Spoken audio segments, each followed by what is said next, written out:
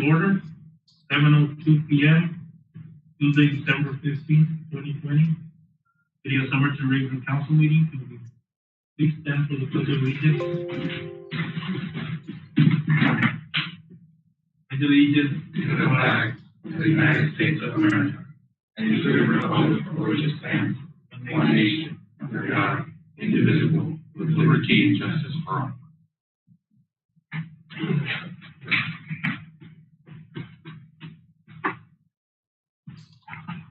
Roll call. Mayor Gerardo Naya. Present. Vice Mayor Juan Castillo. Present. Councilmember Marta Garcia. Present. Councilmember Miguel Villalpando. I'm on the phone. Councilmember Carlos Gonzalez. Present. Councilmember Luis Galindo. Present. Councilmember Jesus Roldan. Mayor, you have a quorum. Thank you. Moving on to talk to the public. Anybody from the public wishing to address council? There's no one. I'm going to move to consent agenda. We have two items. Item number one, approval of November 5th, 2020 work session and regular council meeting minutes. Approval of November 17th, 2020 regular council meeting minutes. And check register for month of November 2020. Any council member wishing to move an item out of consent agenda? Is there a motion? The motion by Councilwoman Garcia. Second by Vice Mayor Castillo. Those in favor? Any opposed? Motion carried. We're going to go to public hearing. We have, is there a motion to go into public hearing? A motion by Councilwoman Garcia, second by Councilman Galindo. All those in favor? Aye. Any opposed? Hearing for item number one. Zoning ordinance text amendment case number 2020-0025, creating a new zoning ordinance subsection infill instead of overlay and to review and potentially approve a final draft for the subsection infill instead of overlay.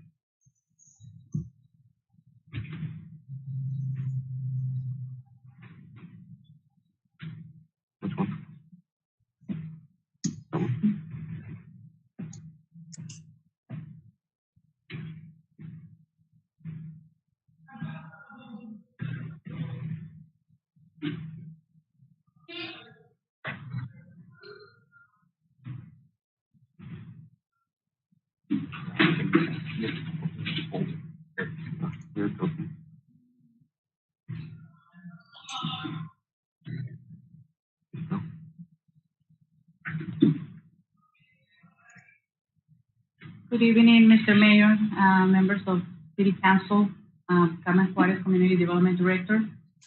This is our last step in the process for the adoption of the 2020 Infill Incentive Overlay Plan.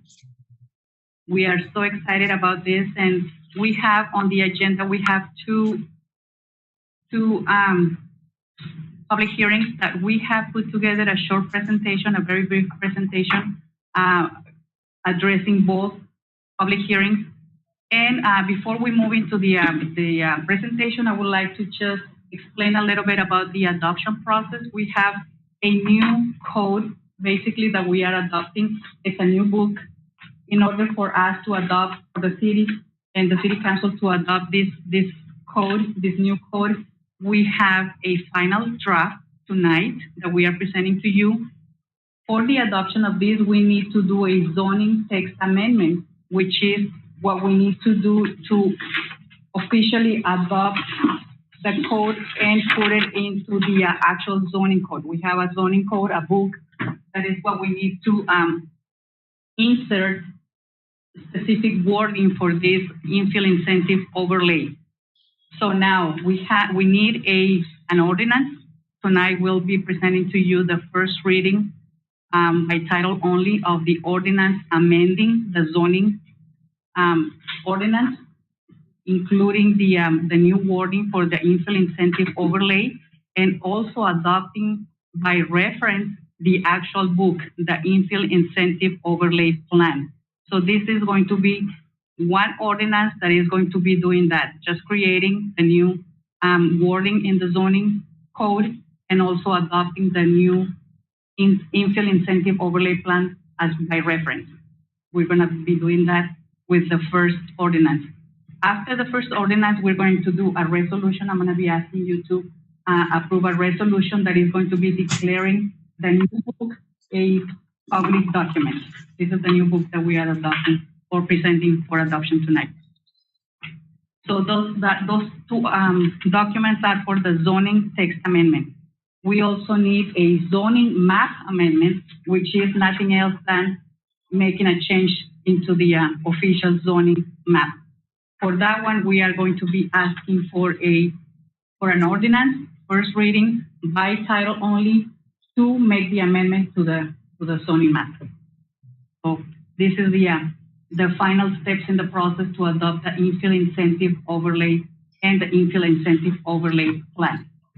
Okay, so with this being said, I would like to invite Saul tonight. He's been the staff member that has taken the lead to put this document together. Hector Sapia has also put a lot of hours into this document. We've been meeting together, all three of us, putting the document together. We have had a number of public hearings, public open houses with the residents. We had a total of about 7 public houses where we were available to explain what the document is, what we are proposing, what we are presenting to you tonight. So we have in your packet, in the staff reports that are attached to the agenda tonight, we have a list, a copy of all the comments that we received from the residents. And at any time, if you would like for us to bring the reports onto the screen, we'll be more than happy to do that. So if you don't have any questions, we will proceed to a very, very short presentation tonight. Okay, thank you.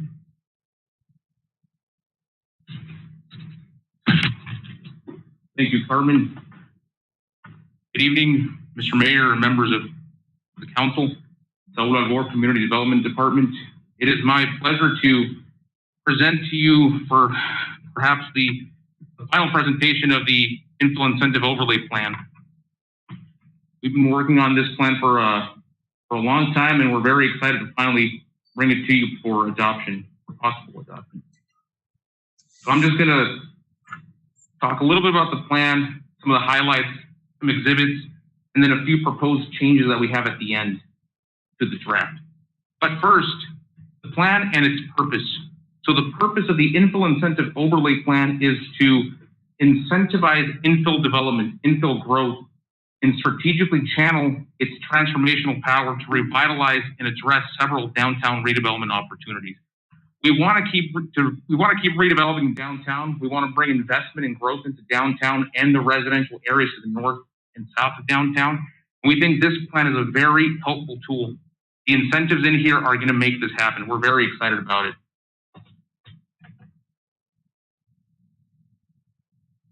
The final boundaries of the infill incentive overlay district created by the infill incentive overlay plan are as shown. It is an area of 427 acres in size total, which includes the entire area, this yellow area, which are the original downtown boundaries created by the 2013 downtown redevelopment plan. It also includes an additional 100 acres of land to the north and to the south of what was the previous downtown boundaries. And those were added into the infill incentive overlay plan to make up this boundary shown.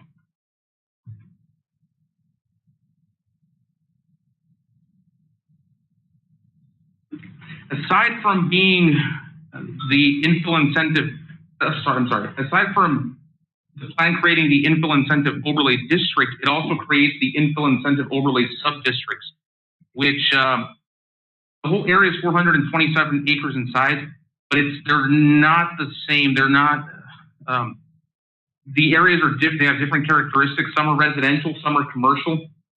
So we wanted to, when we created this plan, we wanted to take those facts into consideration when we were creating the sub-districts and the requirements and design guidelines for each district. So along Main Street, we've got the entertainment district, which the entertainment district is the future economic focal point and premier entertainment destination of South Yuma County. That is exactly what we want to do here on Main Street. We want to create this entertainment district along Main Street from Cesar Chavez Avenue all the way to Somerton Avenue and a little bit to the north and a little bit to the south. We want to concentrate the highest densities there, the broadest range of commercial uses, so it'll be focused in the entertainment district. We've also got the residential neighborhoods to the north, including some of the oldest homes in Somerton. That's the Pioneer District. And the Pioneer District is home to the oldest established neighborhoods in Somerton, some of them dating back to the 1900s, early 1900s. So we made this area distinctively different from the entertainment district. And same goes for the Heritage District. It's primarily residential, but the Heritage District is unique because it also does have some commercial activity along Main Street and Somerton Avenue. So we took that into consideration when creating the guidelines for the Heritage District. There's also the no sub-district assigned areas, which are shown in yellow. And the reason that these were not assigned a sub-district is because these areas, this is an infill plan. It plans to incentivize infill, but infill is not, these areas aren't ready for infill because they're on the outskirts. They're more ready for greenfield development. So, but since they were part of the 2013 downtown boundaries, we wanted to keep these areas there and include them in this plan. So when the city grows to the west and to the east, in the future, when infill is needed, these areas will be ready and will be part of this plan. So we are being proactive about it.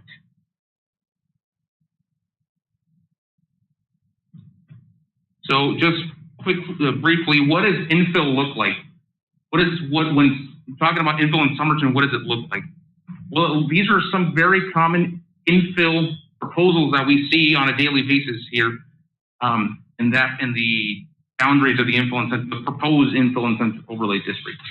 It can look as simple as adding, in addition to a house, enclosing a patio, or perhaps creating a ramada on your property.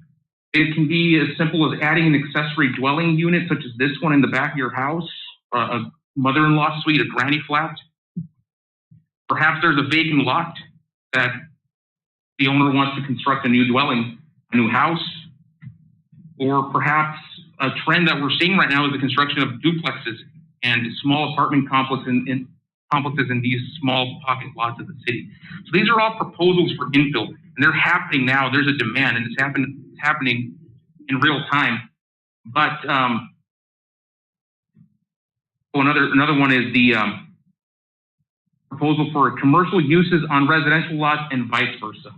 Sometimes there's a proposal, but the zoning is just not right, and it requires a rezoning, sometimes a general plan amendment. Despite the neighborhood being compatible with the proposal, they still have to do it, and it's just an impediment, which is my next slide. The most common impediments to infill development, these are it. You get all these infill proposals, and a great deal of the time, they run into these impediments. And unfortunately, most of the projects don't make it past the pre-development meeting stage, and they die at this stage. And the impediments could be an incompatible zoning district, or the requirement to do a rezoning, a general plan amendment. There's also the fact that our zoning ordinance is tailored more for new development on new lots. It doesn't really take into consideration the older part of the city where the lots are smaller and narrower and were platted almost 100 years ago in some cases. So there is a little bit of a disconnect between the modern zoning code and the old lots in this part of the city. And there's also, these are always impediments, especially when you're talking about an infill project on a small lot. Parking is a big one. Parking requirements can be a little excessive at times. And there's also the issue of water retention, water drainage. So we took the most common requests for infill, And we looked at the most common impediments for infill. And what we did is we created an incentive designed to overcome that impediment. And this is the incentive package of the infill incentive overlay plan. This is the most substantial part of the document of the whole plan. This is the meat of it. And these are our incentives. Would you like me to go over each incentive, or have you gone through? Unless council has any questions, read the headings? Perfect. Okay, so yes, these are the incentives that we have. We have the adjusted development standards incentive, which is reduces setbacks, increases lot coverage, perhaps increases the maximum height, and it could make the difference between a yes or no on some projects. We also have the compatible use incentive, which allows compatible uses on any parcel within the infill incentive overlay district, as long as they are compatible with the neighborhood, without having to do a rezoning or having to obtain a special conditional use permit and the like. There's also the alley paving waiving incentive, which waives the requirement to pave the alley for certain developments. There's a water retention waiver, which eliminates the need for a water retention basin, opening up more of the property for the actual development of the building or the project, rather than having it be a retention basin or a parking lot, as is the case in those two. The accessory dwelling unit incentive allows accessory dwelling units, guest houses, granny flats, on just about any property, residential property within the infill incentive overlay district. There's a parking requirement reduction. I think I might have mentioned that a little bit early, but yeah, we can reduce the minimum parking requirement. It'll be reviewed case by case without having to obtain a variance. There's the historic restoration incentive, which offers a reduced permit fee if you are proposing to restore a historic building. The facade improvement loan, we've had a lot of people interested in this one, which expands the current existing facade improvement loan program that we have on Main Street to all the properties within the boundaries of the infill incentive overlay plan. There's a landscaping requirement adjustment incentive, which places more focus on trees and growing the city's urban forests or canopy, rather than putting these excessive requirements on other topiaries and shrubs and flowers. I mean, those things we believe they're also very nice, but we focus more on trees because trees have a lot of benefits to them. And there's also the adaptive reuse incentive. Whenever you change the use of a property and that change of use requires a building permit, you get a permit reduction.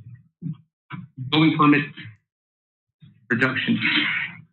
So those are the incentives. We think that these are going to really make the difference going forward for infill.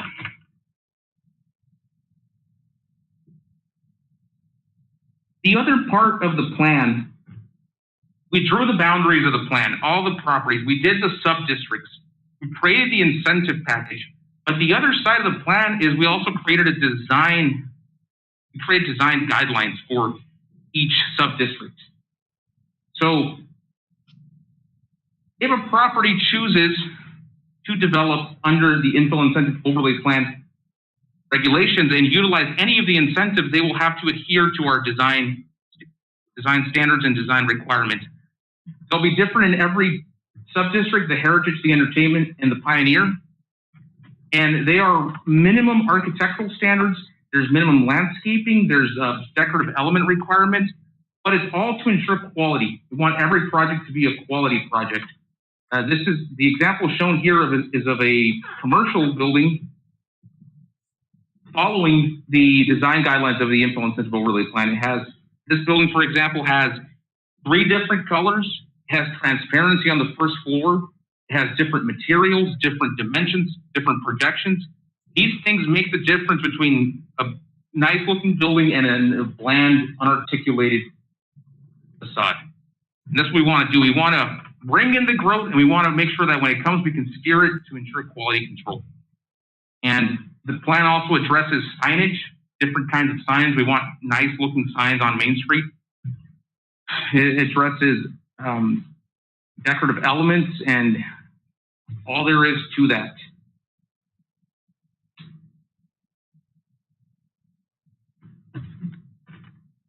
So the existing draft that we had prior to our current draft, we had the January 2020 draft. And in between, we are proposing only 3 changes that were included in the final draft. And these are the only changes which change the content of the document. Every other change that might happen is a typographical, grammar, just housekeeping stuff. But these 3 are the ones that we are proposing to change into the final draft.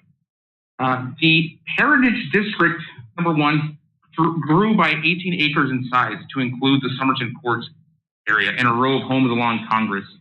We had some feedback from Yuma County wanting us to include this area, and we looked at it and we thought perhaps the conditions there were right, and they did meet the criteria to be included into the whole infill incentive overlay district, and we thought that the Heritage District was a good fit for that area. So those areas were included. Next up is that smoke shops and tattoo parlors were previously listed as conditional uses in the entertainment district, but they have now switched over to permitted rather than conditional. So they will no longer have to go through the conditional use permit process. And there was a footnote created also in the draft because the entertainment district also includes some residential areas on Spring Street and Cano. So we don't want smoke shops and tattoo parlors there, just on Main Street. So there was a footnote that clarifies that. Only on Main Street are they permitted. And then the third one just changes a setback, front building setback from a previously proposed 10 feet to 15 feet when the garage is located in the rear of the property. So we just thought, after looking at it, that 10 feet perhaps was a little too close to the street, and 15 feet was a little bit more reasonable. So those are the only changes that we have to the draft from January to the current draft right now. Are there any questions for me at this point about the document or the presentation? And what's going to be the process if we want to add more uses in the future? Say we still have, and it remains to be seen what the requirements for the cannabis dispensaries are. So they might be allowed in this area. So what's going to be the process of changing to allowing? To allowing the new uses in any of the subject districts, you mean? The entertainment or. Well, it would be a text amendment, Mr. Mayor. Yes. We have that's an established process that we have. It's a simple process as just to making a text amendment, and that would affect also the uses in the infill incentive overlay plan. We might have to modify a couple of existing ordinances, though, and then pass an ordinance that. Yes, once we create a new amendment, we are going to come before you for an ordinance approval. That ordinance will automatically change the zoning ordinance that we have, and the zoning ordinance also has the infill incentive overlay plan adopted by reference. So once council approves the ordinance, all those documents will be automatically amended. So that will be the process.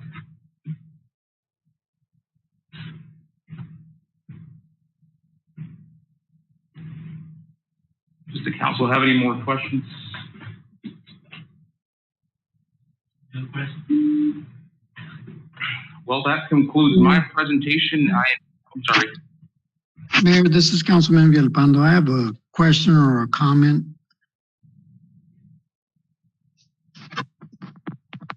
Yes, go ahead. Okay.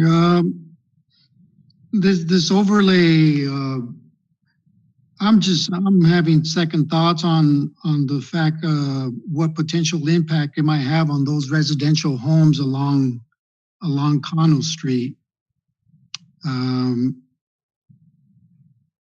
The houses on the north side of Cano Street it's virtually all residential in some blocks. So why would we include all those blocks of residential into this entertainment district? You know, it's that all along. I believe man, I don't even know from where Del Sol is at, going west all the way to Main Street Park. It's virtually all residential, except for one metal building that's along there. There is a church that is on the south side of Cano Street. Yes. But other than that, I don't see why they would want to put it under the entertainment district, and eventually somebody potentially buys a couple of houses and they want to build a business there. I mean, I think it would disrupt and disturb those that are along Connell Street, living happily in their residential. That's my one of my biggest concerns.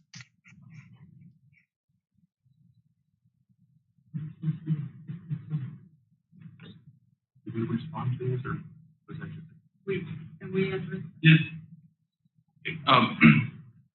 Councilmember Villalpando, we when drawing out these districts, that was one of the biggest issues that we were looking at, and we were very careful when drawing the boundaries of the entertainment district because it is the most flexible of the three districts. It allows the most uses, and it's actually the smallest of the three districts as well in terms of area. And the most intense uses that could be the most high noise or perhaps the most commercial uses, they are conditional, and they will have to go through the conditional use permit process. It's all in the table of uses for the entertainment district. And also for the neighborhood meetings that we had related with this district, we had positive feedback. We really had no pushback from the residents, and as Carmen mentioned, we had 7 of those meetings. So it's something that we did consider, but we think that with proper design guidelines, we can ensure that any uses that do go into this part of the info incentive overlay district and the entertainment district will be compatible with their surrounding areas. That's why we're going to have a design review committee for any project that is proposed to come into this, to utilize these incentives. We're going to review the project and make sure it's compatible. It's very important to us that it's compatible with the surrounding area. So we're not just going to allow anything to just drop in just because it's permitted. There will be an extensive review by the design review committee, and we will attempt to ensure compatibility with the surrounding area for every project.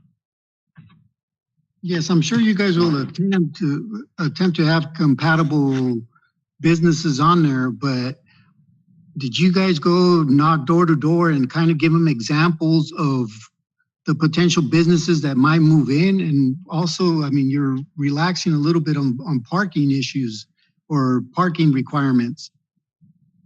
Where are they going to park? On street? I mean, it's I could tell you right now, those are some of the oldest families that have been here in Somerton. And I could pretty much guarantee you that they're not going to be happy. If you go ask the Lupercios who happen to live along one of those streets, I bet you they're not going to be happy about having additional businesses. They weren't happy when they built that big old tin building that's there. And by us having this infill zoning in that area, we're probably going to hear it from staff. Well, there's not much that we could do because it's allowed, even though now you have a whole unhappy block of residents there. So my preference is that the whole block is virtually residential, then just leave it alone. I mean, why put these potential lots into a entertainment district when they're perfectly fine as residential? I could see if there was vacant lots and nobody was doing anything with them, that would make sense to try to spur something, some type of growth within those empty lots. But they're not empty.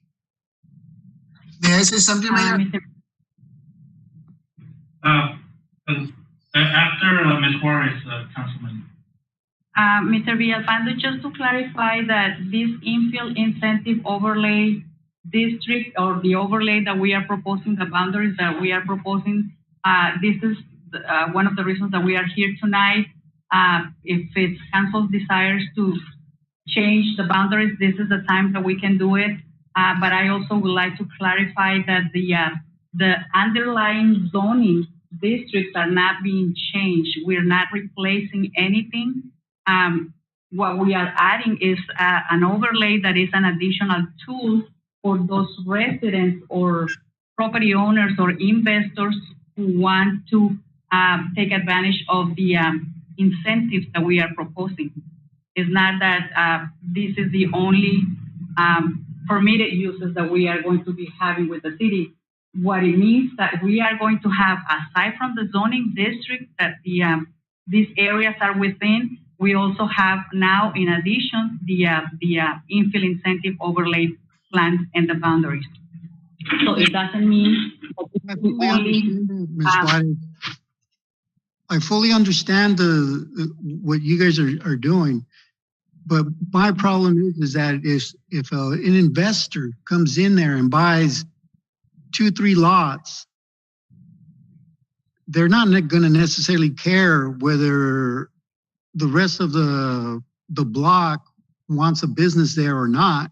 If they're entitled to and it's compatible to a certain extent, they're gonna build it, even though now you're causing maybe some conflict with those other property owners. I mean, heck, we had some daycare, adult daycare in residential areas, and how many complaints didn't we have about that? That's my concern. Yeah, but those that are permitted by state statute, and there's really not much that we can do about that. But in this particular plan, Mr. Villalpando, like I mentioned before, if it's the desire of council to rearrange the boundaries specifically for the entertainment district, that's perhaps something that we can do at this time. Councilman Gonzalez? Yes, sir. I do understand Councilman Villalpando, and I agree with him.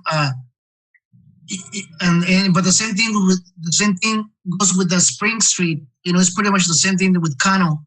And as I'm seeing here, the map on the entertainment district, and I understand you as well, Carmen, is the infill incentive overlay is not necessarily going to change the you know, like we have the Main Street corridor on Main Street, and then the other ones are, you know, Spring as well of Cano. It's part of the entertainment district as well. But I do understand the concern of Councilman Villalpando. You know, it's hard to like he mentioned, if an investor comes in and he buys properties, 2 or 3 properties, and those, you know, some of those old houses, and the owners decide to sell them, they can pretty much have the option to make a business there. You know, will it be okay with the rest? You know, like the neighbors, etc. Who knows? But why do we want to create a Spring as well of Cano be part of the entertainment district? Why can't we just? I know there's to give options to the property owners, but why can't we just leave Main Street as a Main Street corridor be part of the entertainment district? What we can do, I mean, we are leaving Main Street as part of Main Street corridor because we're not changing the zoning district. But perhaps what we could do with Spring Street and Cano, With Spring Street, we can change it to the, what is this, the Pioneer District. Make it in blue, so it's more residential driven. And the one on the south side, which is Cano, it would be part of the Heritage District. The way I see it, you know, Hector's gonna like Tempe. You know, it's mixed use. You go through Fifth Street, it's combination restaurants and residential. There's another restaurant, Casey Morris's Oyster House. So you go to Julian. Julian is the business district. There's residents. There's, you know, this. You go to San Diego, same neighborhoods that have, you know, a cafe, and then there's residents. And there's ways to do it, and it's something that, you know, that's what it is. An infill district, a redevelopment plan, and yeah, there's.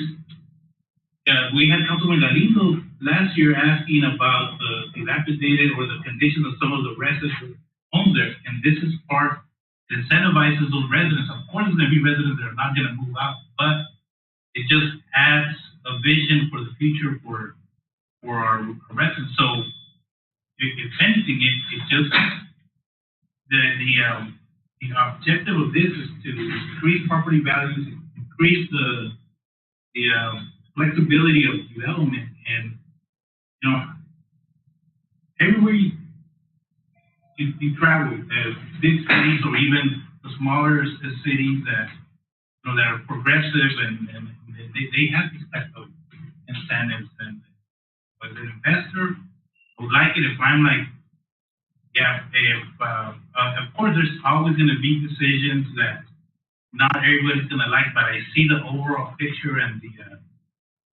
the advantage of having something like this, and that's what Councilman Galindo was talking about, having those scooters, and we had the conversation before, and I said, you know, it's just, how much would it cost, and like I said, but the quality of life, just the showing that Somerton is to the 21st century trying to advance. So at least for me, it's I understand the concern, but to limit ourselves to Main Street, then why haven't, and this was a big part of that infill, to changing the boundaries when we had all the public hearings and just having that plan out there, and because we want to redevelop that area. That's the whole intent, yeah, the whole goal. And like we were saying, all of Main Street, you see that east side of, there's some homes that are in need of some repair or some, you know, and this will incentivize investors or the residents to go ahead and do something. And having the commercial uses just leak a little bit on inside the residential area also spurs walkability. We have a lot more people, instead of driving their vehicles and looking for parking spots in the Main Street, we have people walking because it's a lot closer to their neighborhood. So that's the intent of having these mixed uses in the areas. And like Saul mentioned, there's a table of permitted uses here in the plan that those are the ones that dictate which businesses are going to be allowed to apply for it. And there's a whole entire process for us to review as a development committee that we need to review every single on a case-by-case basis. The question was that metal building that Councilman Villalpando, would that be allowed in the infill district? Wouldn't, right? Not like that. No. Requirements for it. That one, today, Yeah. it will not be allowed anywhere Not in the other. infill district, right? No, not inside the infill district, not inside the commercial district. That one will probably be allowed in a heavy industrial part of town. We are moving, after this, we're gonna start working on the development design guidelines. We want to, that's the main goal for our departments, to bring quality along with development. Any other questions or comments? No, I mean, I tend to agree You know, I mean, like Carmen and the zoning is not being changed yet.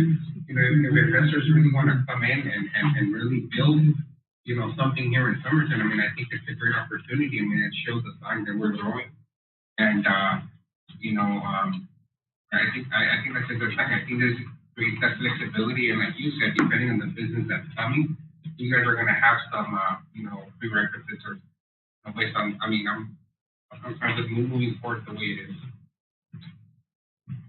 And again, these are considered living documents.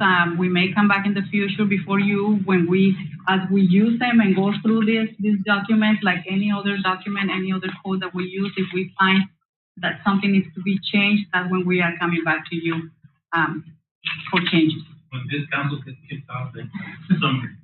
That'll be Hope not. Is there a motion to exit public hearing? Motion to exit public hearing. Motion by Vice Mayor Castillo. Second by Councilman Medina. All in favor? Aye. Any opposed? Is there a motion to enter into another public hearing? Well, Mr. Mayor, because we presented both public hearings. Our presentation addressed the two public hearings that we have.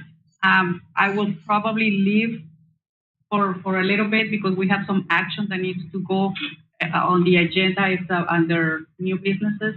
So we have the action that you need to take in order to adopt this, but this is going to come back unless you decide to change the agenda a little bit right now and take action on this particular. No. We're going to. We're gonna skip and we're gonna go to executive session. Is there a motion to go into executive session? Motion by Councilman Gandino. Second. Vice Mayor Castillo. All in favor? Opposed? As you know, on November 3rd, 2020, the voters approved recreational marijuana, and we still haven't received the full proposal, not the proposal, but the state law. We did receive a draft on the rules from the Arizona Department of Health Services, which are on their website. We're still going through it. Jorge is still going through the Arizona State revised statutes, which they're not out yet. So we're still waiting on that. But in the meantime, we know that our neighboring cities are starting to make some movements in terms of what they're going to be doing. We want to make sure that we do notify our constituents, and including some investors that are starting to call already. We had several of them, and we want to notify them what we're doing, where we might end up going as well. So in lieu of that, I want to make sure that you're aware that 2011, there was a medical marijuana amendment made, ordinance, and then in 2015 it was 17? 15 was the amendment. And so Carmen's going to go over it a little bit to what we currently have, and if we need to make any adjustments, at least this is just for a discussion. There is no action item. But we want to see what a little bit of guidance from Mayor and Council. Carmen? Yes, Mayor and Council.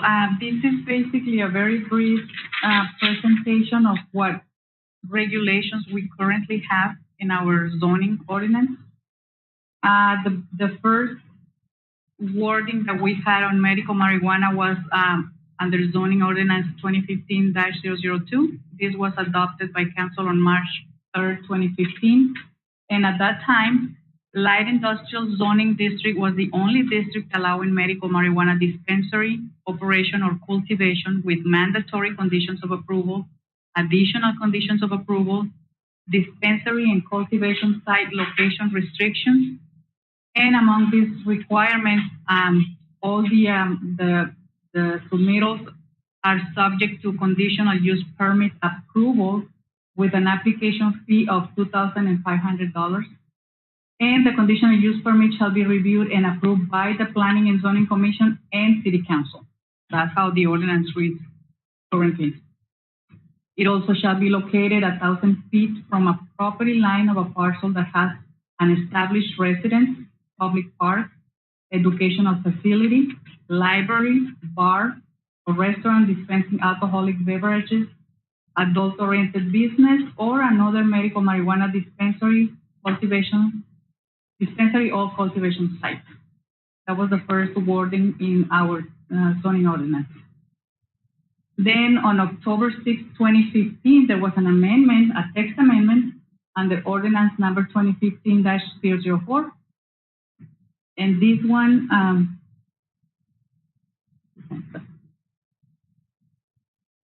this amendment would allow the addition of a new category named medical marijuana dispensary cultivation and medical research and pharmaceutical product development site that was a permitted use in the general commercial zoning district.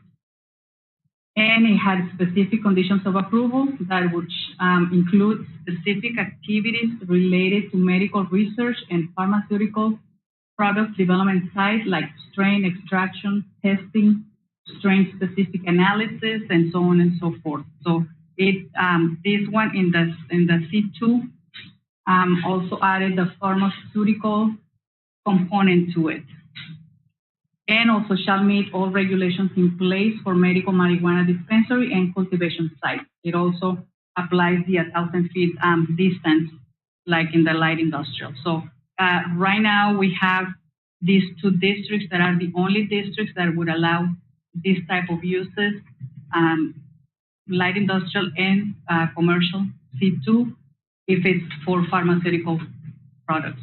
So that's what we have right now.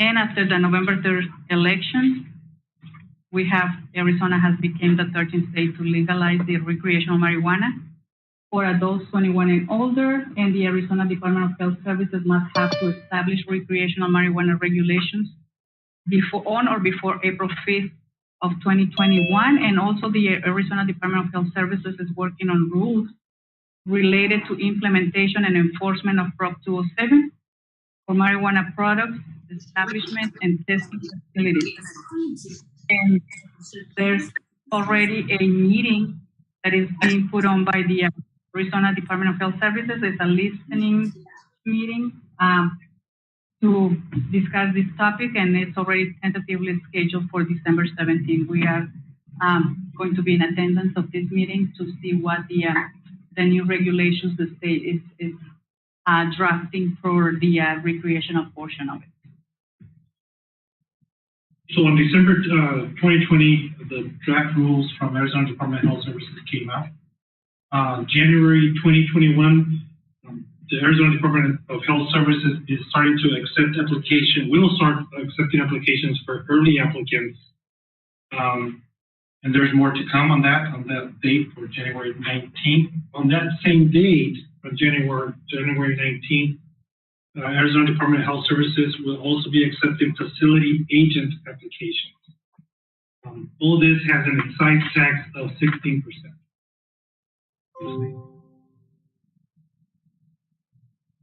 So, Mayor, Council, just as a reminder that Proposition 207 does preempt many areas of local authority, notably in the realm of criminalizing use.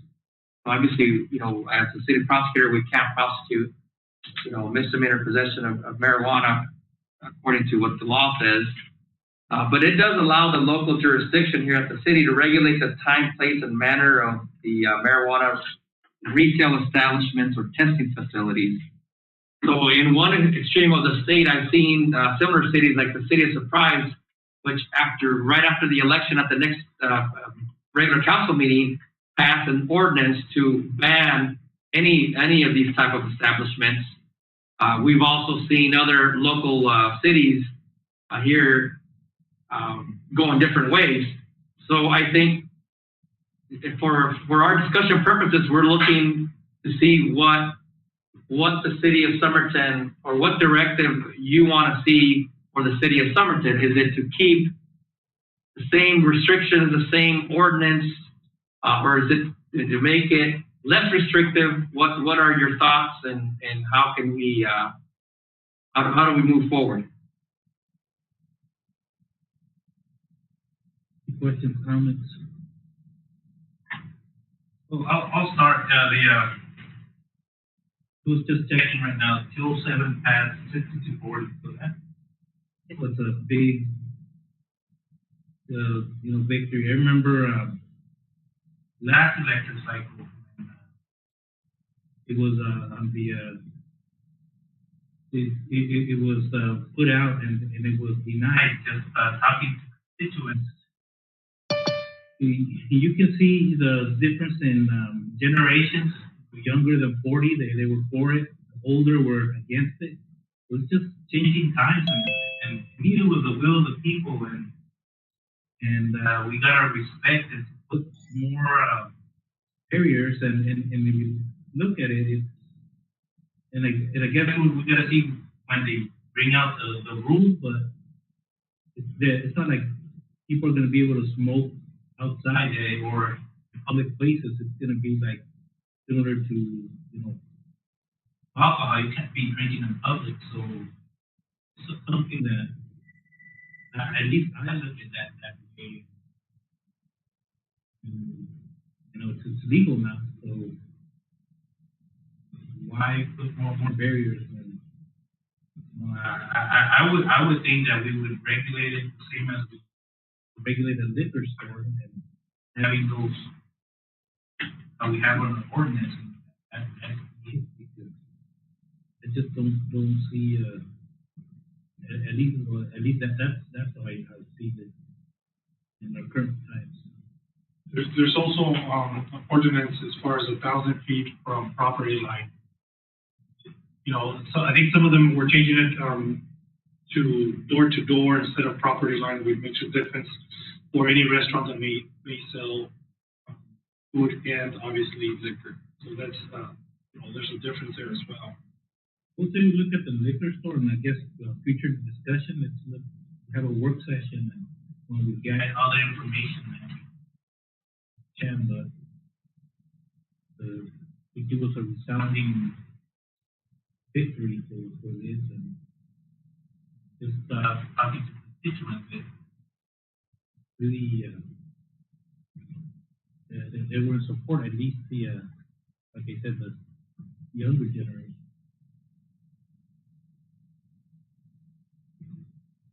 Any other comments, questions?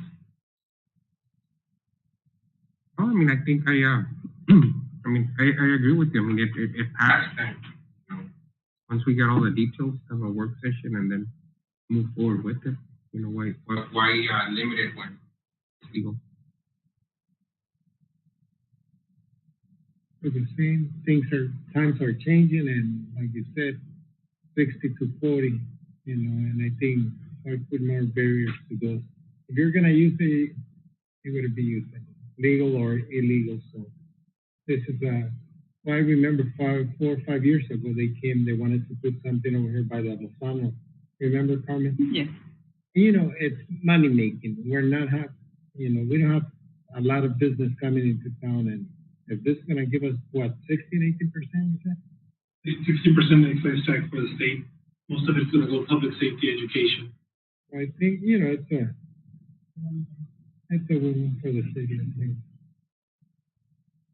I voted yes.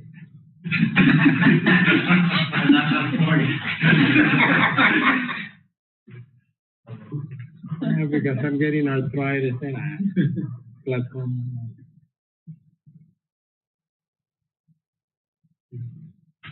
So I think that so let's wait until we get that, but in the direction to look at. Okay. This is definitely direction, because there is only one medical marijuana dispensary here in Yuma County, which is on 32nd Street. I was looking at the website today. We don't know essentially how many licenses a county will receive. If it's 2, maybe 5, we still don't know the amount of licenses for recreational marijuana that will be given to each county. It might be a lottery. We don't know yet. Mayor, question. Go ahead, Councilman. This is more towards legal. Um, is there anything that prohibit us to add like a special tax that goes directly to the city? Yes, that's a good question, Councilman Belfando. That was a question that was asked by the city manager today. So I am looking and I am pulling some of the other jurisdictions to see if we can attach our own special tax on top of the other tax. And some of the things that I also have to consider is, you don't want to tax it so much where it's so expensive now, and it's just cheaper to buy from Jose down the street. So those are some of the considerations, when we're talking about taxing. But yeah, we'll definitely look at that and see what ability we have to do extra taxes. So what if we do come across somebody that's selling it and selling out of their home? Is that? That's still a criminal offense. It's selling without a license or just simply selling. It's illegal without being state certified.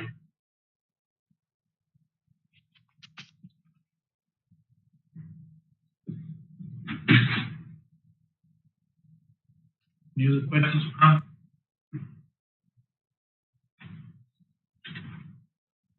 Okay, we're gonna move on to old business. Discussion of possible action to approve second reading by title only of ordinance 2020-006, an ordinance of the mayor and council of the city of Somerton, amending the city code in regard to authority to correct scrivener's errors, repealing any conflicting provisions and providing for some severability.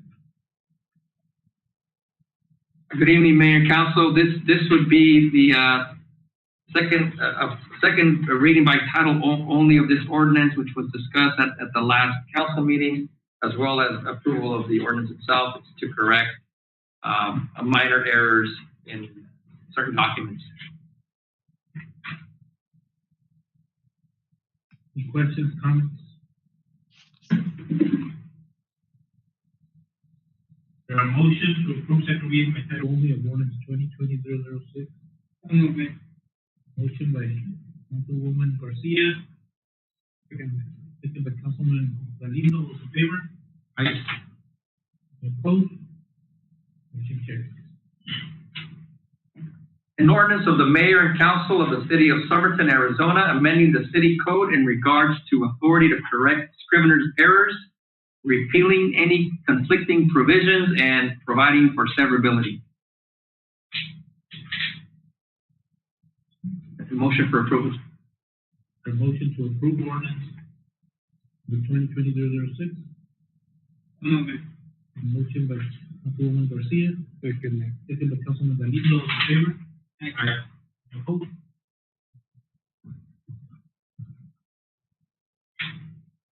Item number 2, discussion of possible action to approve resolution number 2020-023, the resolution of the mayor and city council of the city of Somerton, Arizona, declaring as a public record that certain documents filed with the city clerk and titled 2020 City of Somerton Infield and Senate over its final draft dated December 8, 2020, City of Somerton. Mayor, before you entertain this item, we would ask you to go back to item 9.1, which declares a resolution declaring An ordinance. on the ordinance, and then we'll go to the resolution. You skip one, Mr. Mayor. Item number 1 is new business.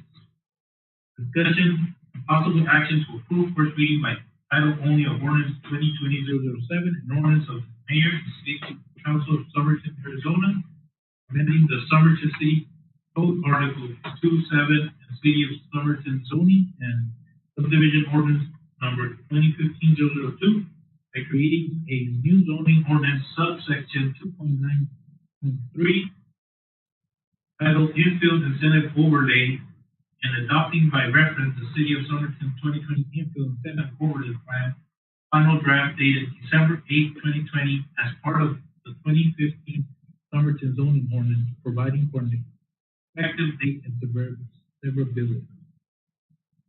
Mr. Mayor and City Council, this is the first set of adopting documents that we need. As you may remember at the beginning of our presentation earlier today, the text amendment that we are proposing for the infill incentive overlay plan to adopt the plan and also insert in the zoning ordinance requires a text amendment that needs to be approved by ordinance. And this is the ordinance first reading by title that would be adopting the infill incentive overlay plan and also adding new wording in the zoning ordinance. So that's the first two documents that we need in order for us to do the text amendment. If there are any questions at this point in regards to the presentation that we had or in regards to the infill incentive overlay plan, we're here to answer any questions. If not, I would like to ask for a motion. Any other questions or comments? No, Mayor, but just for the record, I oppose the overlay on the entertainment district on Spring Street and Connell Street. So just for the record.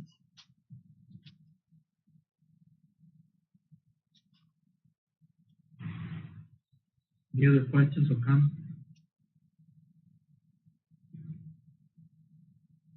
So at this time, I would like to ask for a motion to approve ordinance number 2020-207 as presented.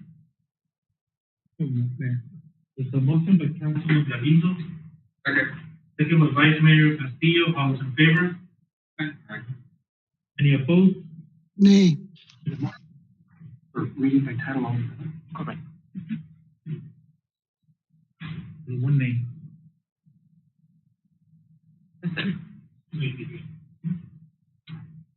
So, Mayor, to clarify, this is a motion for first reading by title only. Mayor, I'm sorry, I was on mute. I'm also an A. Okay. Two, four. And would you like me to read or Saul to read the title? Saul, Please. can you read the title of your file?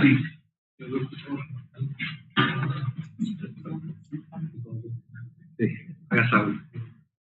On my negative. Ordinance number 2020-007, an ordinance of the mayor and city council, amending the Somerton City Code Article 2-7 in City of Somerton zoning and subdivision ordinance number 2015-002 by creating a new zoning ordinance subsection 2.9.3 titled Infill Incentive Overlay IIO, attached hereto as Exhibit A, and adopting by reference the City of Somerton 2020 Infill Incentive Overlay Plan, final draft dated December 8th, 2020, as part of the 2015 Somerton zoning ordinance, providing for an effective date and severability.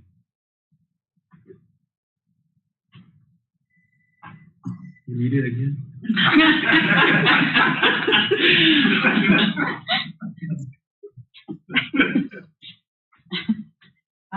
Thank you, Mayor. The second item is actually item number 9.2 on the agenda, Mr. Mayor and Council. And this is a resolution that will declare the infill incentive overlay plan as a public document.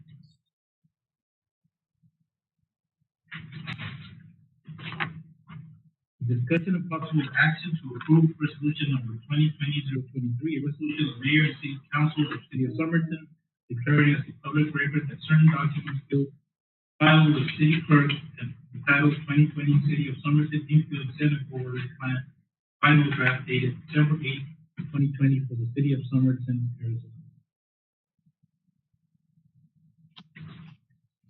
Is there a motion to approve resolution number 2020-023? Make a motion to approve resolution 2020-023. Motion by Vice Mayor Castillo. Second, Mayor. Second by Councilman Galindo. All in favor? Aye. Any opposed? Nay. And again, Mayor, for the same reason as on the ordinance. I'm also an A. 42.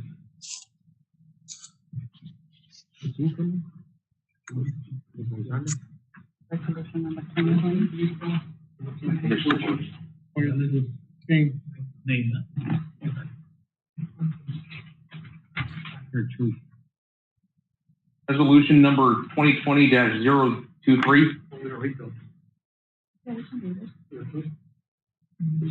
Oh, Do you get another my chance? bad. That's fine. Just the ordinance. He really likes it. Pero you're next up.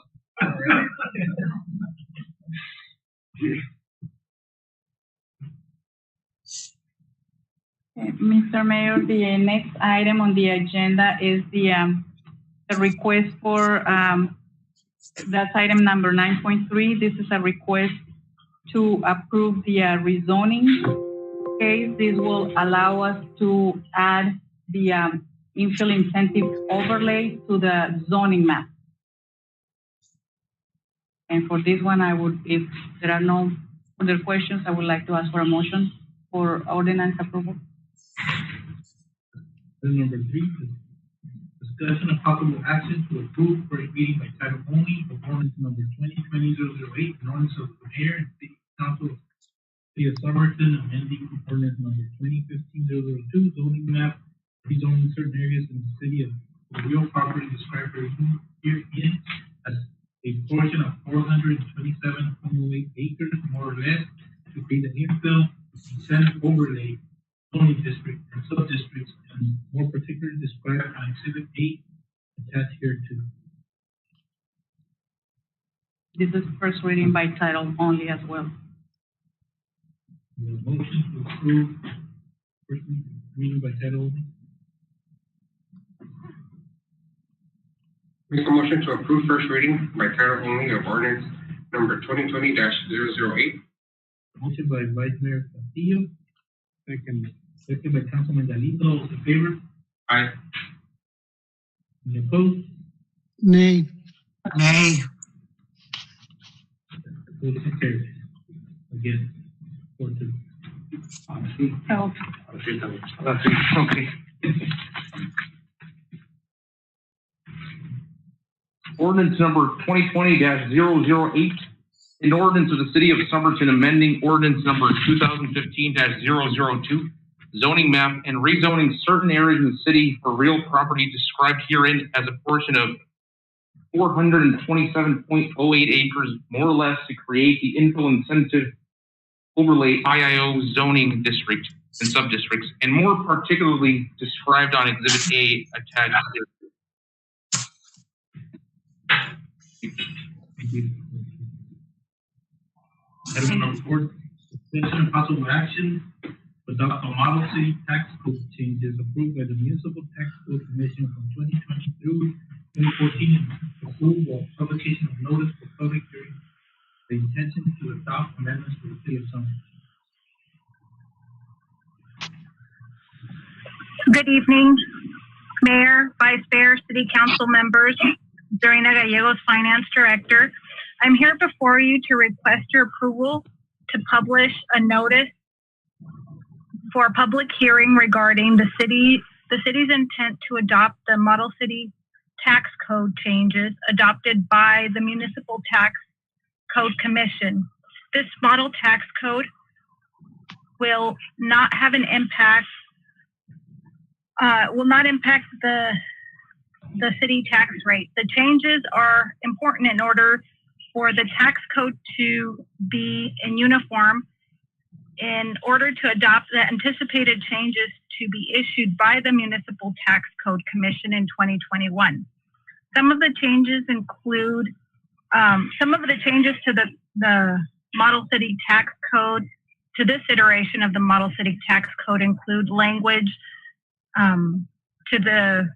include amendment to existing language such as prosthetics and the definition of business, as well as the removal of obsolete code references related to jet fuel, etc.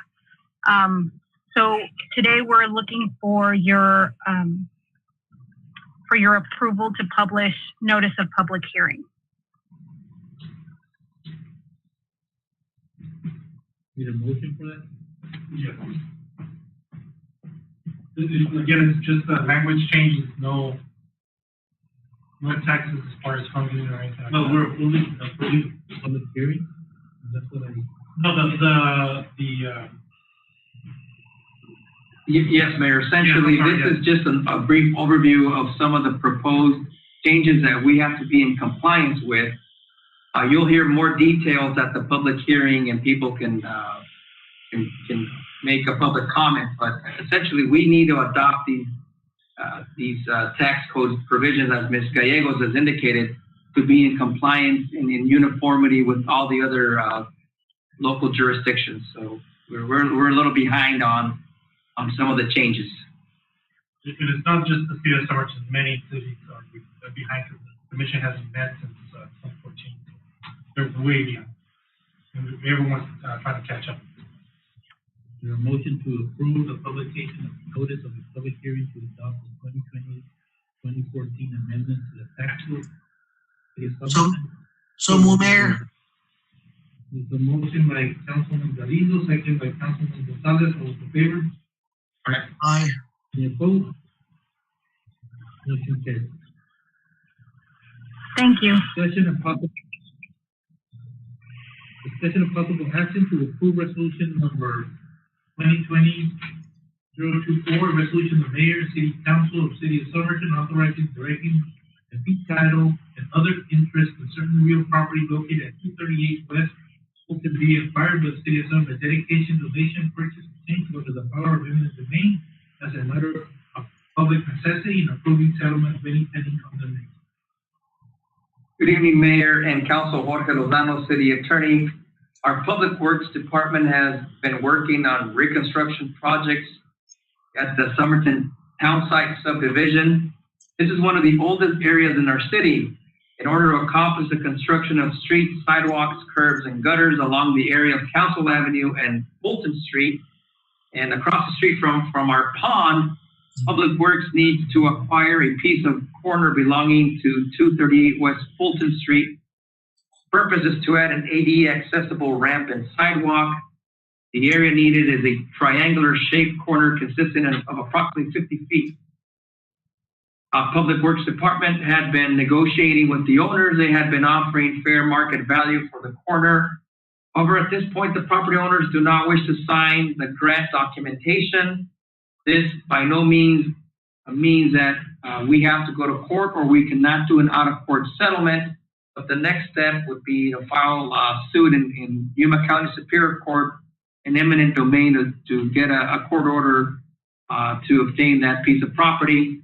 And this resolution is just a step forward, authorizing the city to pretty much use whatever means necessary to obtain that property, either by purchasing it, filing suit, or any other way or resolution.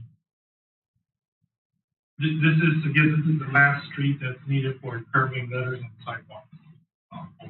Where is this exactly? Behind is it the Cultural Center? Behind the Cultural Center. Right behind the Cultural Center. Library, the Cultural Center, the one right behind on the corner behind the Cultural Center. The corner that if you're going west, you make a right onto Canal.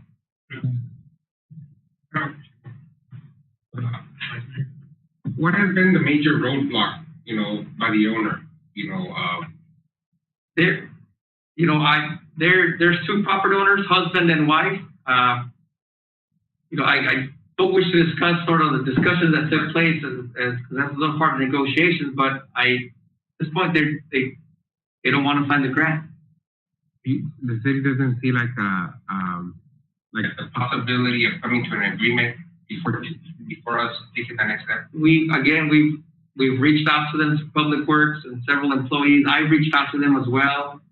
We'll keep on reaching out to them, to avoid litigation. But there's a certain time when we have to understand that if we're not getting our meeting of the mind, we probably need to take it to court. Remember, this needs to occur in order for the project to start, which will hold off those.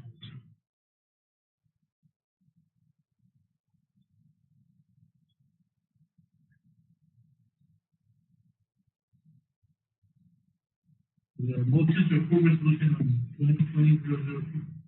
2020-024? Motion by Vice Mayor by Councilwoman Garcia, Second. Second by Councilman Galindo, in favor? Aye. Any opposed? Motion carries.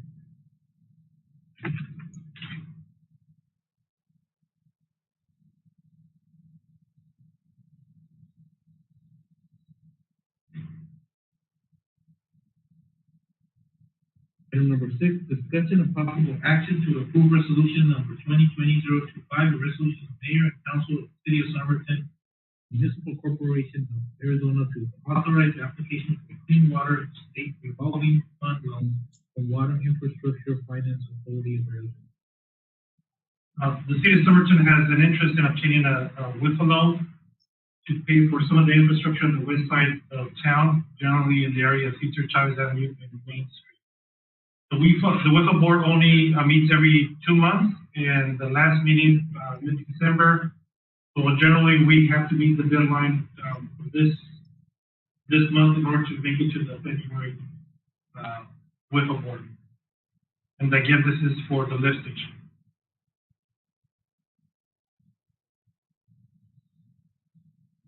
Any questions, comments? Is there a motion to approve resolution number 2020-025? So move, Mayor. The motion by Councilman Gonzalez. Second by Councilman Garcia, all those in favor? Aye. Aye. Any opposed? Motion carries.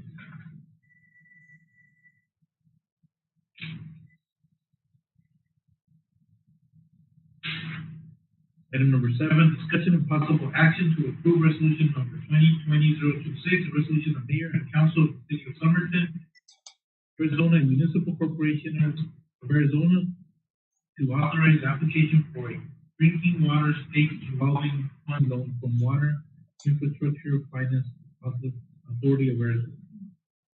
This is the other portion of that same vicinity as far as the west side development, and there's 2 loans. Obviously, one was for the lift station, and this is for the distribution line, the main water line that is to go into that.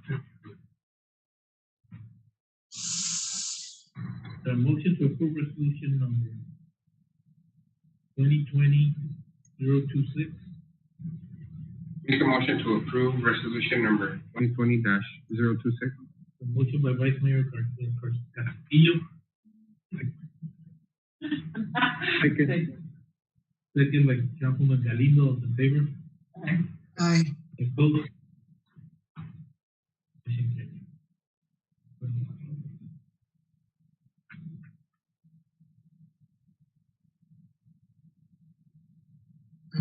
Item number 8, discussion and action to approve a one-time employee benefit as hazard pay compensation for workers performing hazardous duties or for work involving physical hardship due to COVID. Any questions, comments? Mayor, if I may, I'd like to make a proposal to provide hazardous pay for the city of Somerton employees with a 300 for public safety and 150 for the rest of the employees. It's a motion by Councilwoman Garcia, Second. a second by Councilman Galindo. All those in favor? Aye. Aye. Any opposed? Motion carries.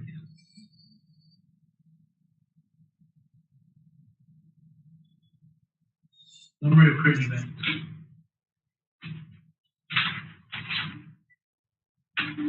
Just as a footnote, it seems like this afternoon, the owner of that property might have already signed the document. It just happened this late.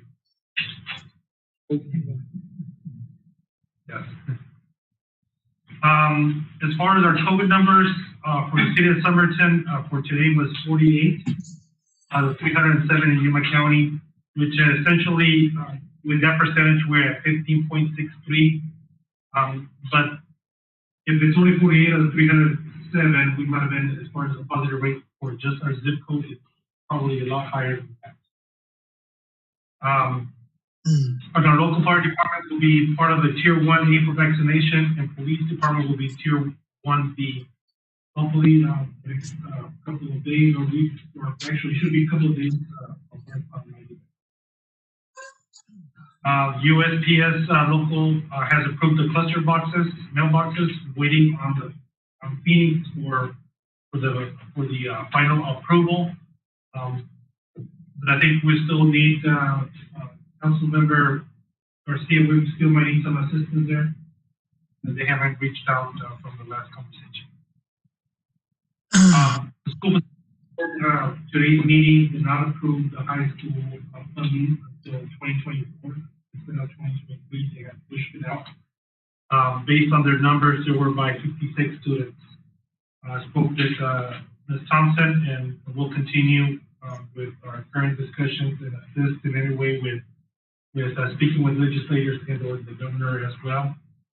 We'll try to do the same thing with Somerton School District, as they were only funded half for their school. Speaking with Dr. Null, we're going to assist as well, speaking with the legislators and find out how they can get funding to complete those two schools. At least for the one for the city of Somerton, we want to assist as much as possible, as we're good neighbors. The new agenda software will be effective by next week, and we'll post into our website by December 29th. iCompass will be the new host for our agenda and minutes. We'll send you more information in the next week or so you can get familiar with the site. So, simple enough. Mr. Mesa, are you on the call? Yes. Go ahead. Well, good evening, Mayor, Vice Mayor, Council. This is Mesa, Parks and Recreation Director. Just want to advise a few highlights from this past week. We met with Nicholas Engineering on the 9th of this month to review the community center project for the HVAC system. Also, we reviewed the skate park project for Joe Munoz for preliminary blueprints and project designs. So that's moving forward. Also, just want to commend our staff, including Ms. Brisa, Rodney, the whole team, and the city-wide. I mean, we put together a nice, innovative parade that nobody did around the county. It was commended by the whole town. I haven't heard any bad comments besides that it warmed up the city during a very cold time. And just want to say thank you to all the departments for your support, and also for the Recreation Division. Just want to mention that it's putting together and coordinating an activity, a virtual activity made for the community, Somerton residents only, named Best Family Holidays Picture Contest. The deadline is this Friday, and I invite everybody to invite the residents, their families, friends, and send their picture as soon as possible to Ms. Vanessa Iturbide. And that's it for right now.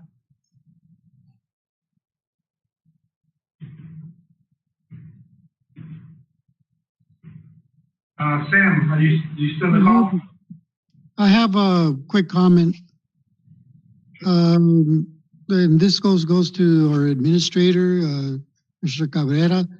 You might want to make sure that any conversations with any engineering company conform with the RFQ that was put out,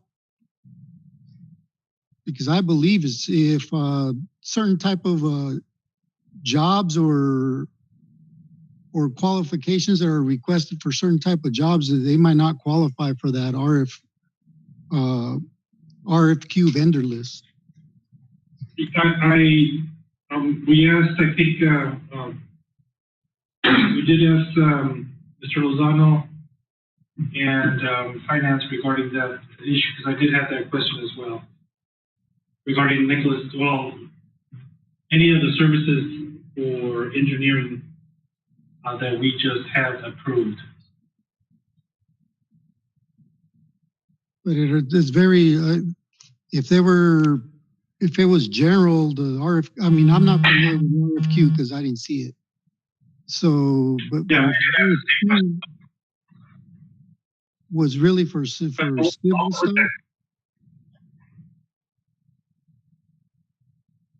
So anyways, I don't want to make it into an item of discussion, just if you could look at it. Yes, thank you. Sam, are you available? Yes, can you hear me? Yes. Hello. Hi, good evening, Mayor, Vice Mayor, and City Council.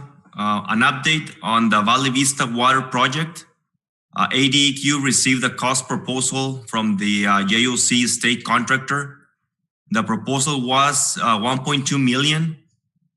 We are analyzing this proposal and comparing with our recent projects, the Valley Vista Sewer Project and the Water Main Extension Project on County 16. We're going to review those numbers and meet with ADQ maybe tomorrow or Friday or the beginning of next week in order to discuss this item, this proposal from the contractor. Also, an update on the water tank project. Contractor completed painting the city logo on the back of the tank and completed the cleaning and disinfection. We are filling the tank in order to perform the bacteria test.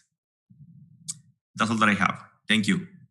Sam, I have a question for you. What I noticed that there's been some couple of 3-4 days that they haven't worked on the project on Cesar Chavez. DPE is there, Councilmember Gonzalez. I don't know if there was a specific reason, but I can check that. Okay, because I haven't seen anybody working on that Cesar Chavez for a while. So I will check that. Thank you. Thank you. Ms. Gallegos? Good evening.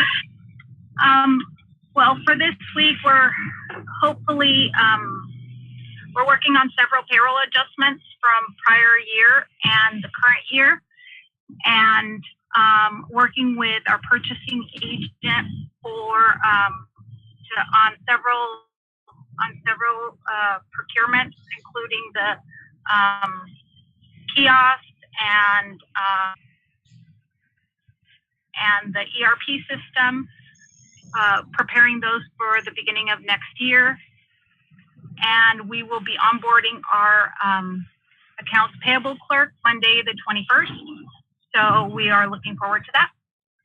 That is all I have.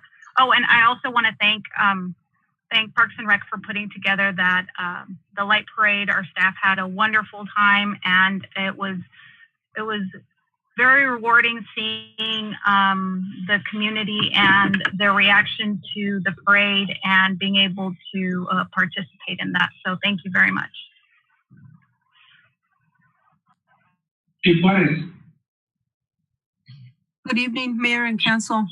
I have a couple of things. We have been working on trying to remove the RVs and the flatbeds from the residential areas by tagging some of them with some stickers. So we've had real good compliance on that. Our cost for service remains steady with some staff working from home due to COVID. Our dispatch center and staff continues to provide valuable service to all our residents while using caution and following CDC guidelines. Our fire department has been critical in ensuring our dispatch center is continuously disinfected, and our dispatchers continue to call our living alone seniors daily to ensure that they are doing okay.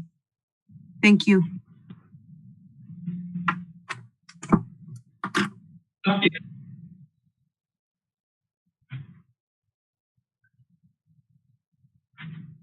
Good evening, Mayor and Council members. It's an update on the car wash proposal on the Bingham and Main Street.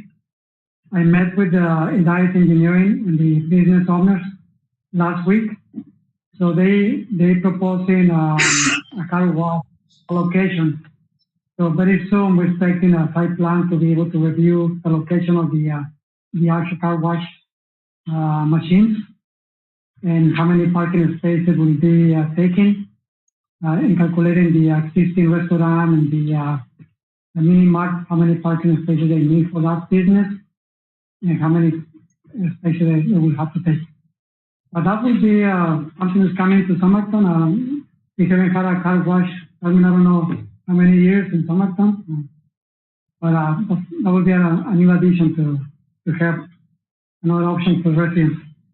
Also tomorrow, I'm meeting with an investor. He's looking into building on Main Street, the Chicanos de la Casa building. That's an existing building, 8,000 square feet. So we're gonna view it inside first. He's also interested in the property, city property next door to the existing building. So hopefully something comes out of that visit tomorrow. And so expecting something good to come, especially on Main Street, that we want something more traffic, more employment, so they can actually use the local restaurants, especially these days that they need the income. Thank you, Mayor. Ms. Juarez?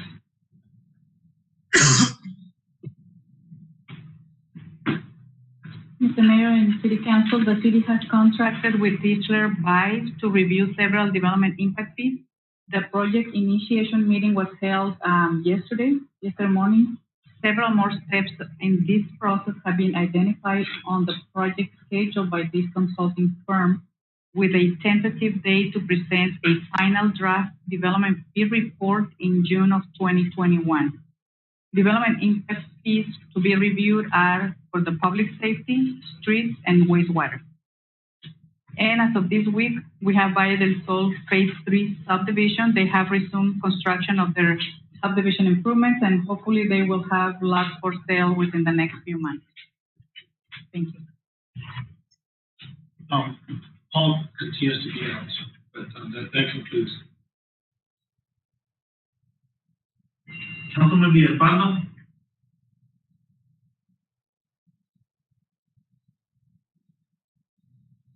Yes, Mayor. First of all, I'd like to say thank you to all parties that were involved in that Christmas parade. It was pretty good, and like Serena said, you know, just seeing the faces on the kids and the community members, how happy they were that we were doing something like this. It's very, very gratifying in itself. They came out pretty good under the circumstances. I do want to wish everybody a Merry Christmas. We won't be meeting again till afterwards. So stay safe out there, and hopefully everybody's healthy come New Year's. That's all I have, Mayor. Councilman Gonzalez? Yes, Mayor. I just want to thank all the staff that helped out to put this parade. Just like Councilman Villalpando mentioned, and Serena, you know, I have heard a lot of positive comments about the parade, and I know there was a lot of effort into it. So I quoted to all those people all the staff members that were part of it. Make all of us happy to see all those slides, you know, Christmas slides, etc., and all those people along Main Street and other streets around the city. I want to piggyback what Mr. Cabrera was mentioning about the school facilities board meeting. I had the pleasure to listen to the school facilities board meeting this morning, and I personally congratulate Mrs. Thompson because she spoke very deeply to the school facility board, and I know that she's been fighting for this battle for a long time, just like we are.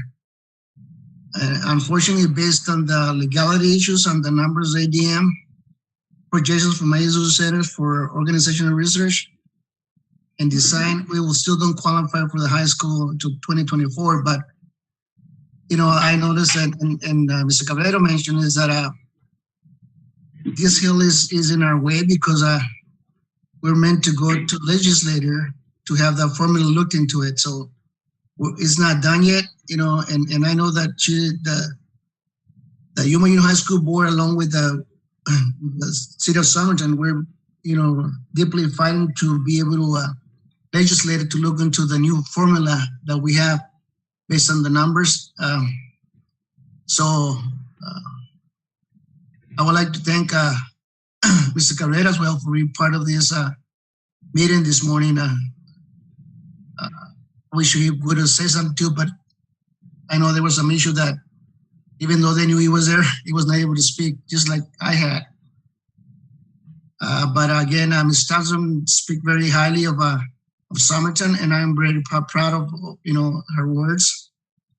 But we're still moving, and I'm looking forward to be part of the board and starting in January to continue fighting for this project. That it's we own this, and we're gonna win this battle. So, and I wish everybody happy Merry Christmas, and hopefully, we'll be safe and just kind of like be careful and follow the guidelines so we'll come back in our next meeting. Hopefully we all meet and shake hands and we give hugs. And so, but it's gonna take some time, but we're gonna get there. That's all I have, Mayor.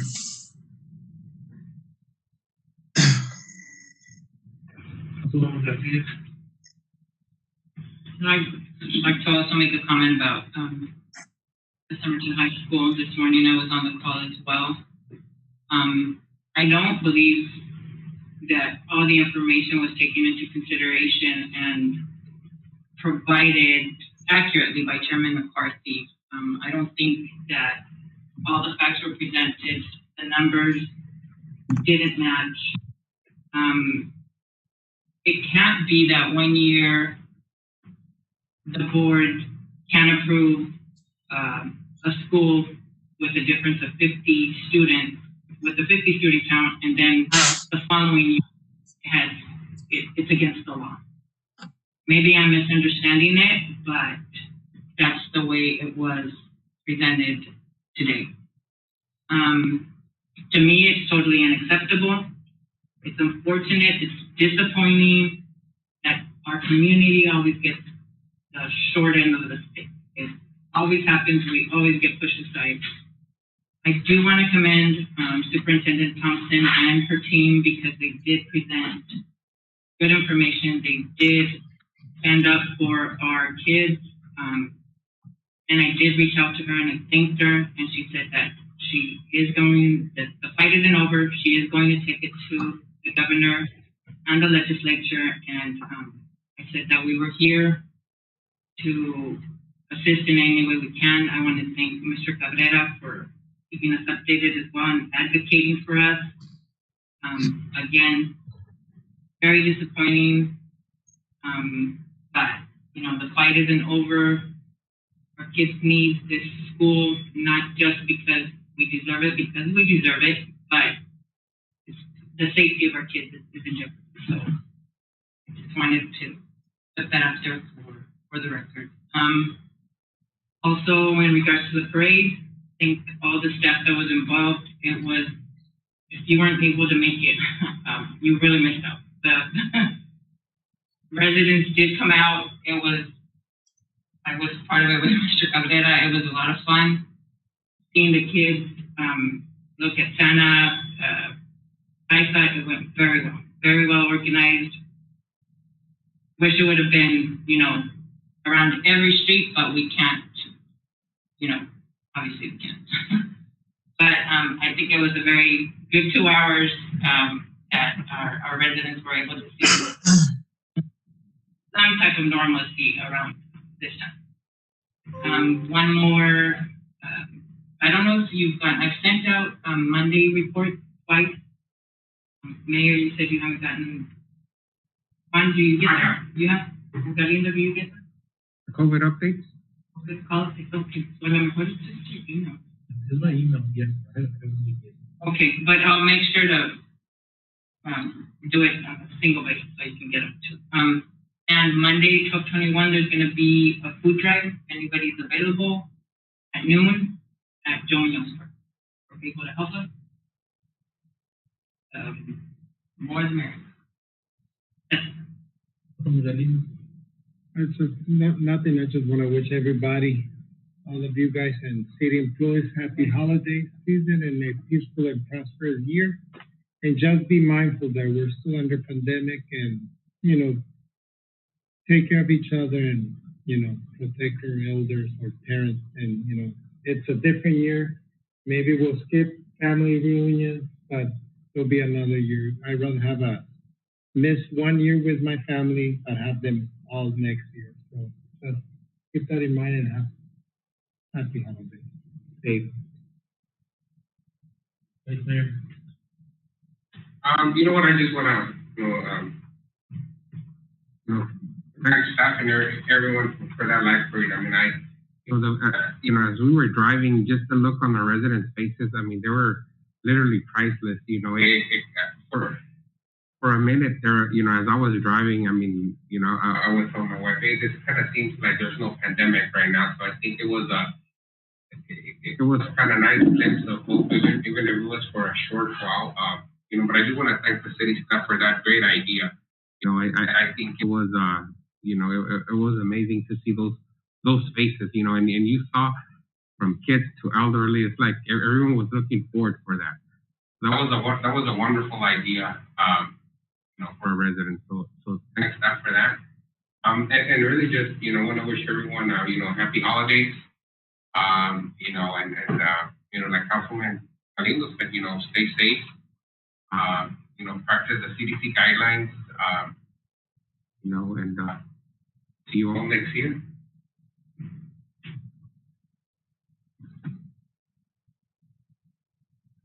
Now the high school, you can facilitate. Let's start meeting with legislators, or maybe have Zoom meetings. It's probably going to be hard meeting face to face, but also, you have conversations with the superintendent and just let her know that I'm available if you want me to be on any calls for the governor or going up there. Let me know maybe a week in advance, and I can change my schedule on it. But yeah, like I always said, now, if you know any of the state legislators, let's start talking to them. We know the locals, Carolina and Matondo, but we've also made some networking here over the years. So to those people across, and ask them. On the skate park, hopefully we keep the end users in mind, so let's get them involved. Not go too far into a design when the design is something that they're really not going to use or they prefer, so let's get those kids involved. A Zoom call away, then we can start getting them up. When we met with them, we had ideas of something else, and they had, so I want their concerns to be heard.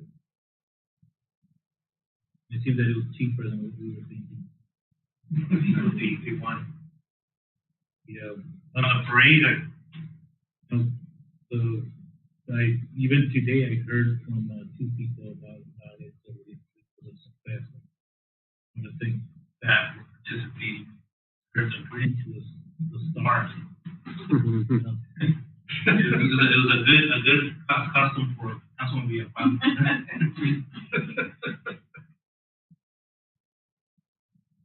And I want to wish everybody a Merry Christmas and a happy birthday to Galindo and Councilman Gonzalez too. They're both of their birthdays. So happy birthday! I won't be able to hug you.